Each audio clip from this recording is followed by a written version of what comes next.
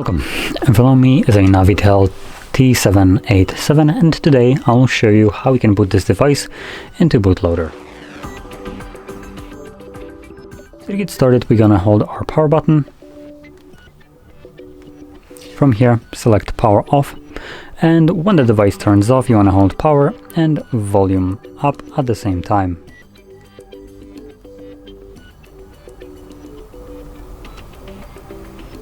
As you can see, this boots us into bootloader. Now in here you'll use volume up to navigate through the three different options, which is recovery mode, fast boot and normal boot.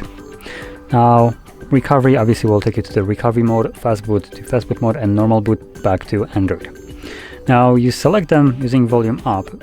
Now you confirm it using volume down. So I'm going to select normal boot and confirm it. And as you can see, it automatically reboots the device and will take us back to Android.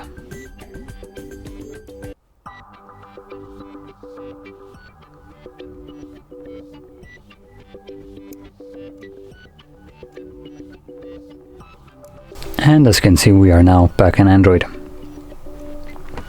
So, if you found this very helpful, don't forget to hit like, subscribe, and thanks for watching.